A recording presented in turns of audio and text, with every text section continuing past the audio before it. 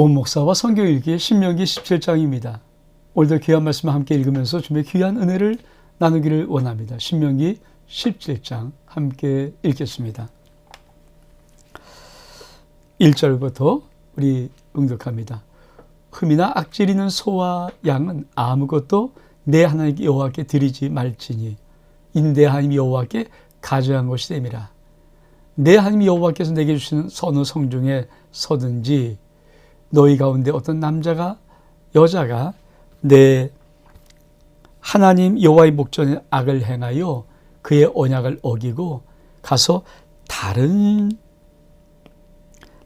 신들을 섬겨 그것에 절하면 내가 명령하지 않은 1월 성신에게 절한다 하자. 그것이 내게 알려짐으로 내가 듣거든 자세히 조사해 볼지니 만일 그 일과 말이 확실하여 이스라엘 중에 이런 가증한 일을 행함이 있으면 너는 그 악을 행한 남자나 여자를 내 성문으로 끌어내고 그 남자나 여자를 돌로 쳐 죽이되 죽일 자를 두 사람이나 세 사람의 증언으로 죽일 것이요 한 사람의 증언으로는 죽이지 말 것이며 이런 자를 죽이기 위한 증인이 먼저 그에게 손을 댄 후에 묻 백성이 손을 댈지니라. 넌 이와 같이 하여 너희 중에서 악을 제할지니라. 신명기 17장은 하나님의 백성들이 가나안 땅에 들어가서 할 아주 귀한 것 중에 제일 첫 번째 또 하나 뭘 말씀하십니까? 소나 양을 흠 있는 것, 점 있는 것, 좀 상한 것 이거 드리지 마라. 여러분, 만약에 여러분이 입장을 바꿔놓고 생각해서 여러분이 하나님이시라면 여러분이 정말 여러분의 백성들에게 무엇을 주고 싶으실까요? 가장 중요한 관계의 중요성, 즉 하나님을 어떻게 섬길지 이게 핵심 중에 핵심이거든요. 내가 신이고 내가 내 백성들이 있습니다. 그들을 내가 구원하고 그들을 인도하였습니다. 이제 내가 약속의 땅을 주는데 그들이 결국은 어떤 관계로 살아가야 최고입니까? 하나님과 그들의 관계를 잃어버리거나 깨어버리지 아니하고 정말 더 깊은 올바른 관계로 나가는 것 이것이 최고죠. 그때 하나님이 이 말씀을 던지는 것입니다. 흠 있는 것, 너희가 나를 향해서 제물을 드리면서 소나 양을 드릴 텐데 흠 있는 것, 점이 있는 것, 상한 것 이거 드리지 마라. 이게 뭡니까? 하나님의 절대 우선순위 삶이죠. 사실 이 오늘 좀 던졌던 이 모세의 고별설교의 말씀이 말라기에 얼마큼 처참하게 무너졌는지 하나님이 너희가 난 사랑하는가? 나 공경한다고? 한번 증거내봐. 그러면서 하셨던 말씀이 뭡니까? 네가 나에게 드리는 모든 것이 얼만큼 아무렇게나 함부로 대충 적당히 아니 상한 것들 함부로 드리면서 말로는 우리가 하나님을 공경합니다 하는데 그게 나를 모독하는 거야. 여러분, 누가 여러분에게 선물을 준다 그러면서 먹다 남은 밥그릇 쭉 던져주고 이거 받아 그러면 이게 모욕이잖아요. 그러니까 그 이름에 합당한 영광을 돌리는 것이 아니라 그에게 정말 그가 받을 수 없는 것을 던지는 것은 뭡니까? 그것은 모욕한다는 거죠. 모욕. 그러니까 하나님이 그거를 주의하기를 원하시는 거예요. 근데 이스라엘 백성은 결국은 이 삶에서 실패하시거든요. 여러분, 정말 왜 하나님이 이렇게 구구절절히 말씀하는가 그 의미를 알아야 합니다. 목회라도 하니까 목회의 제일 중요한 것이 무엇인가? 성도들이 하나님을 잘 섬기도록 하는 거더라고요. 거기에 모든 것이 모든 은혜, 모든 사랑, 모든 축복, 모든 응답, 모든 역사, 모든 도우심 거기에 다 있거든요. 그러니까 성도들이 하나님만 정말 사랑할 수 있도록 만드는 것, 그렇게 몸부림치면서 나가는 것, 이게 목회의 전부입니다. 그것이 우리 성도들이 얼마큼 느끼지는 모르겠어요. 또 억지로 강요로는 못 하잖아요. 근데 할 수만 있으면 정말 하나님 아버지 앞에 올곧은 마음으로 신앙생활을 할 수 있는 그런 귀한 은혜가 꼭 여러분에게 있기를 원합니다. 또 뭐라고 말씀하시는 것입니까? 성중에 어떤 남자 여자나 그만 하나님의 언약을 어기고 하나님 목전에서 악을 행한다. 그래서 다른 신을 섬긴다. 즉 일월 성신 섬긴다. 여러분, 일월 성신, 해와 달과 이런 모든 것은 사실 토테니즘과 같은 이방 종교들, 저 미신들이 하는 대표적인 것 중에 하나거든요. 우리도 옛날에 어르신들 저 정월 대보름달에도 정화 써놓고 비나이다 했던 그런 모습도 저도 사실 어렸을 때 우리 어머니 고사 지내고 하는 거 많이 봤거든요. 장독 때 고사도 올려놓고 빌기도 하고 정월 대보름이라고도 빌기도 하고 뭐 이런 많은 것들을 저도 참 많이 보고 자랐습니다. 정말 예수를 안 믿기 전에는 그것이 굉장히 옳은 줄 알고 그것이 뭐 많이 해왔던 어떤 전통이고 한습이고 종교였으니까. 근데 정말 예수 믿고 나면서 얼만큼 그게 헛된 것인지, 우리 하나님이 신의 언약에 제일 중요한 게 뭡니까? 나 외에 다른 신을 내게 두지 마. 이게 10계명의 1계명 아닙니까? 나 외에 다른 신을 내게 두지 말지니라. 우리의 신앙은 이 첫 계명을 지키는 것으로부터 우리의 신앙은 살아갑니다. 그래서 이렇게 이론 성신이고 다른 신 섬기는 남자가 성중에 있거든 죽이라는 거예요. 하나님은 죽여 버려라. 두 번째 단락을 한번 우리 읽어볼까요? 8절에 보니까 내 성중에서 서로 피를 흘렸거나 다투었거나 구타하였거나 서로 간에 고소하여 내가 판결하기 어려운 일이 생기거든. 넌 일어나 내 하나님 여호와께서 택하실 곳으로 올라가서 레위 사람 제사장과 당시의 재판장에게 나가서 물으라. 그리하면 그들이 어떻게 판결할지를 내게 가르치시니 여호와께서 택하신 곳에서 그들이 내게 보이는 판결 뜻대로 내가 행하되 그들이 내게 가르치는 대로 삼가 행할 것이니 곧 그들이 내게 가르친 율법의 뜻대로 그들이 내게 말하는 판결대로 행할 것이요 그들이 내 보이는 판결을 어겨 좌로나 우로나 치우치지 말 것이라. 사람이 만일 무법하게 행하고 내 하나님 여호와 앞에 서서 섬기는 제사장이나 재판장에게 듣지 아니하거든 그 사람을 죽여서 이스라엘 중에서 악을 제하여 버리라. 그리하면 온 백성이 듣고 두려워하여 다시 무법하게 행하지 아니하리라. 이 신명기 11장의 두 번째 단락은 어떤 것인가? 자, 성중에서 서로 다투고 싸움하고 부딪히면서 고소의 사건이 일어날 때 이걸 어떻게 할 것인가? 함부로 판단하지 마라. 사실 팔은 안으로 굽는다고 모든 사람의 모든 판단을 스스로 할 수 있도록 한다면 자단하죠. 자기가 판단할 수 있도록 하면 다 팔이 안으로 굽게, 팔이 안으로 굽게 판단하는 거예요. 근데 그렇게 되면 사회가 어떻게 되겠습니까? 무법한 사회가 되는 거잖아요. 그래서 하나님은 피를 흘렸거나 다투거나 구타거나 서로의 고소가 생길 때 반드시 이 판결을 어떻게 할 것인가? 다시 한번, 그렇죠? 레위 사람의 제사장이나 당시 재판장에 나가서 물으라. 그리 어떻게 판결할지를 내게 가르칠 것이다. 참 중요한 거죠.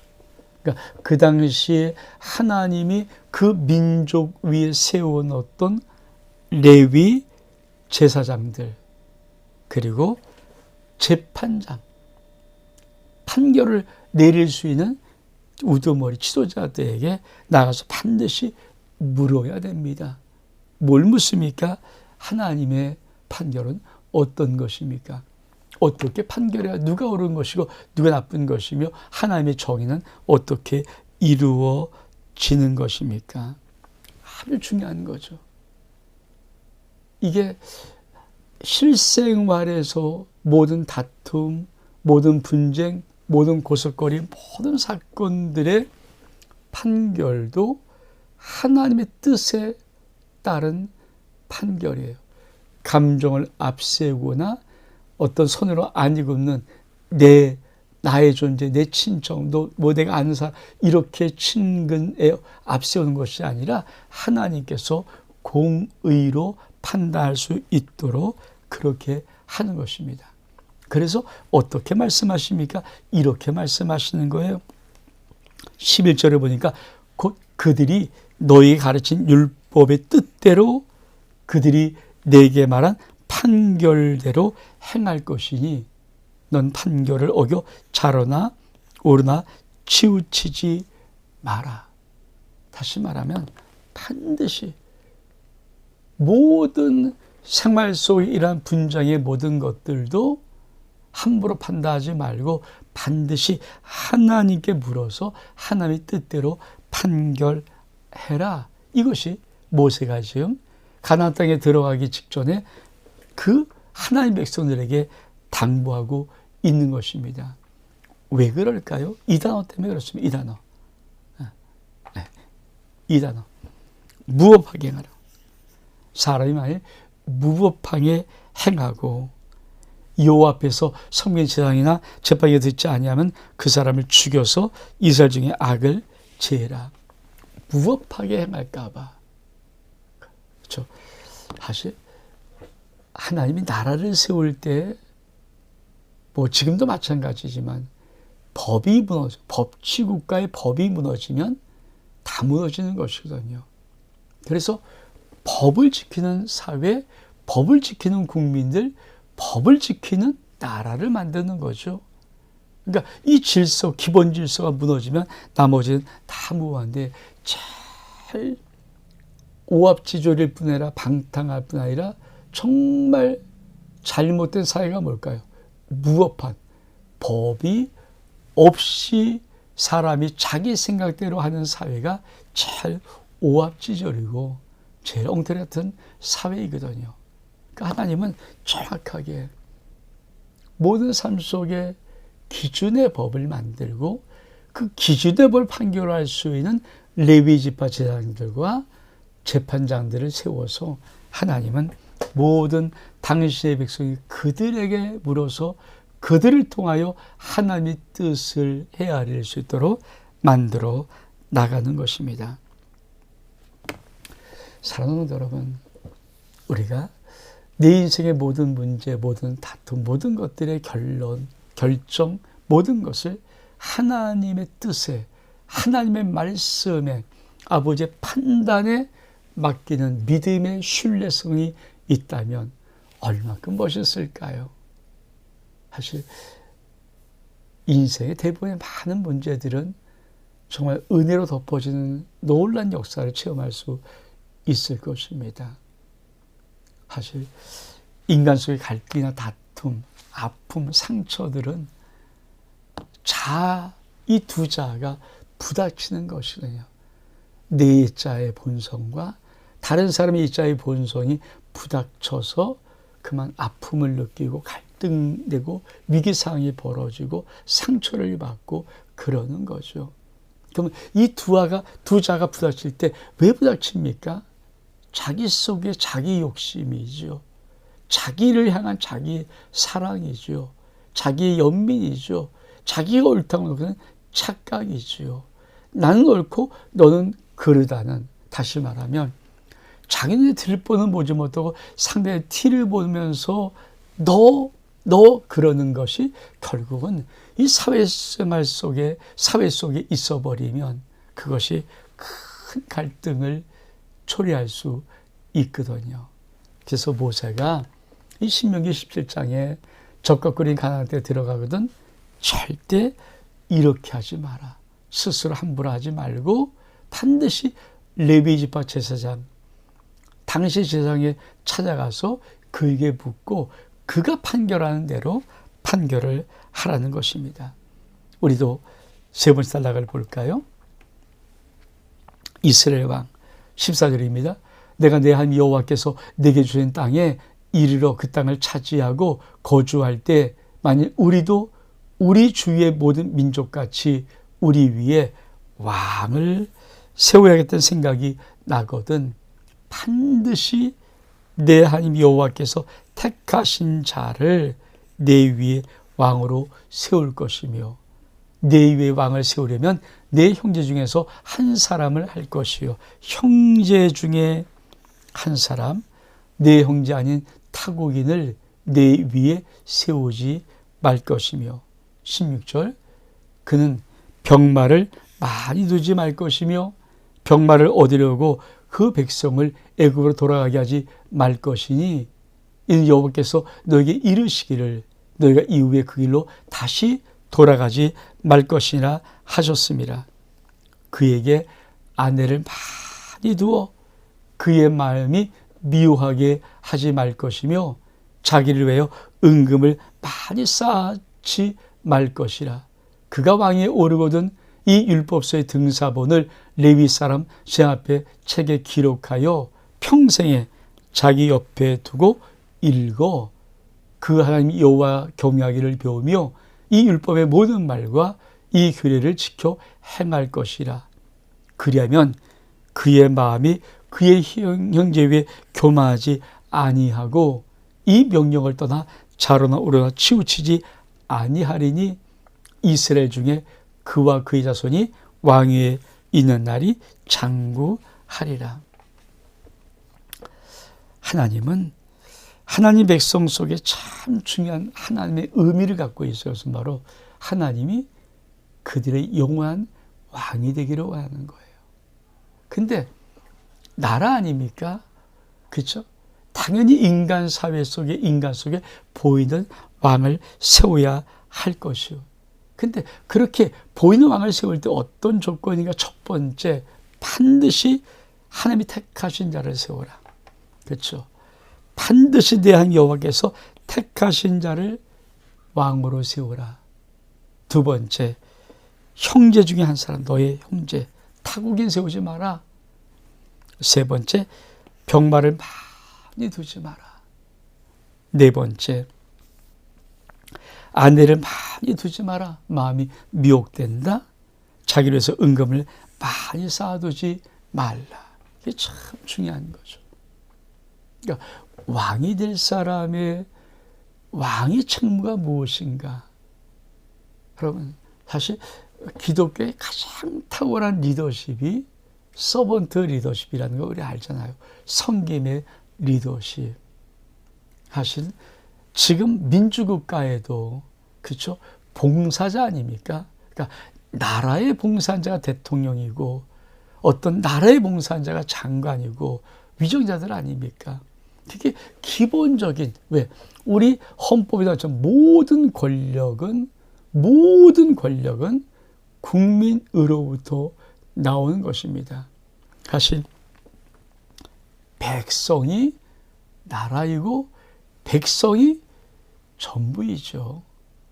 사실 이게 제일 중요한 나라의 기준이거든요. 그러면 이 나라의 기준되는 이 정도 되려면 그 왕이 할 것이 뭘까? 첫째, 병마 많이 두지 마라. 사실 군사가 뭡니까? 사람이 힘 있으면 지배하고 싶은 욕망이 일어납니다. 그렇죠?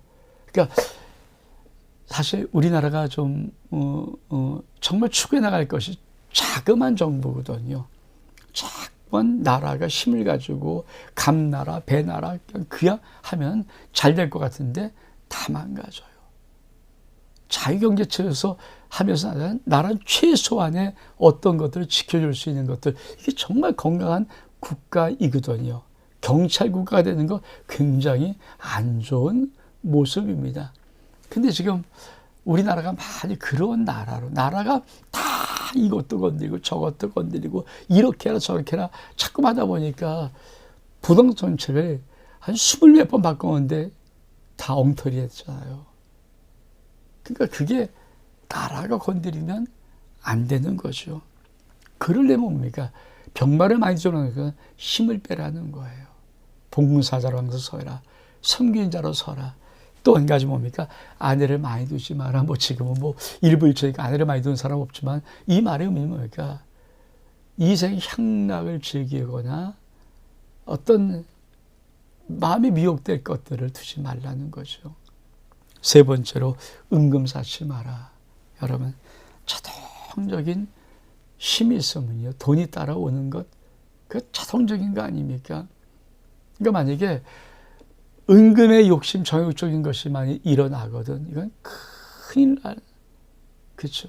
사실 부정부패가 왜 생깁니까? 다 여기에 생깁니까? 하나님이 당신이 만들고 싶은 나라가 어떤 나라였는지를 왕이 될 사람은 이런 거 하지 말라고 못을 박아두는 거예요. 그러면 왕이 될 사람은 어떻게 할 것인가? 이렇게 하기를 원하시는 겁니다. 그가 왕위에 오르거든 이 율법서의 등사본을 레위 사람 제단 앞에서 책에 기록하여 평생에 자기 옆에 두고 읽고 여호와 하나님 경외하기를 배우며 율법의 모든 말과 회를 행할 것이다. 그렇죠? 평생에 하나님 말씀을 붙잡는 사람. 참 이게 저도 사실 뭐 정치인들의 신앙을 뭐 믿지는 않지만 좀 안타까운 게 그거죠. 올곧은 신앙, 정말 진짜 신앙인들이 진짜 바른 정치에서 진짜 존경을 받는 게 얼마큼 좋은가. 우리 뭐 짧은 우리나라 대한민국 역사지만 참 과거에 한두 명의 참 믿음을 가진 장로라고 믿음을 가진 사람인데도 참 그렇지 못할 때가 많이 있거든요. 그래서 정말 하나님이 이스라엘 백성이 만들고 싶은 당시의 나라는 왕이 평생 하나님 말씀을 옆에 두고 그 말씀을 배우고 그 말씀을 지키는 것. 또 한 가지 뭐라고 말씀합니까? 교만하지 않고 자로나 우러 치우치지 아니하는 사람. 그렇죠. 정말 전 지도자의 덕목 중에 제일 중요한 덕목 중 하나가 겸손. 왜? 우리나라 대통령이면 최고한 위치 아닙니까? 교만할 수 있죠. 다 밑에 사람이니까.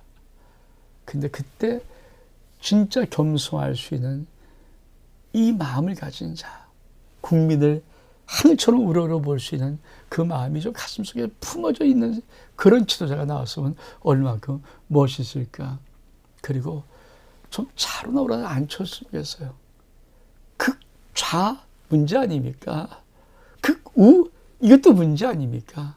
정말 중도를 걸으면서 양쪽을 모두를 어우르면서 치우치지 아니하고 이 나라가 좀 나갈 길을 제시할 수 있는 그런 사람들 얼마큼 좋을까? 사랑하는 성도 여러분, 근데 하나님이 당신이 세우고 싶은 이스라엘 나라를 이렇게 만들고 싶었던 거예요. 이것이 이스라엘 나라도 힘들었지만 예수 그리스도 안에서 주의 몸 된 교회 속에서 하나님은 이렇게 만들고 싶은 것입니다. 아니, 하나님을 믿는 가정 속의 가장을 이렇게 만들고 싶은 것입니다. 여러분, 믿음의 신명들을 이렇게 세워서 그들을 작든 크든 그 신명에 속하는 그 무리 속에 이렇게 만들고 싶으신 거예요. 이 아버지의 마음을 아시겠습니까? 우리가 이 땅을 살아가면서 모세의 이 말은 과거의 말이지만 그리고 고별 설교고 적극 그런 약속의 땅에 들어가서 하나님이 세우고 싶은 나라의 모습이지만 오늘 우리들의 삶에 적용하면서 모세가 원했던 그 지도자가 내가 가정에서는 가장의 지도자로 사회에서 직장에서는 내가 그 위치에서 또한 영적인 지도자로 주의 몸된 교회 속에 하면 주의 몸된 교회에 정말 이런 영적인 지도자로 내가 세워지는 은혜의 복이 있기를 원합니다. 원목사와 성경 읽기 신명기 17장 여기서 마칩니다. 샬롬.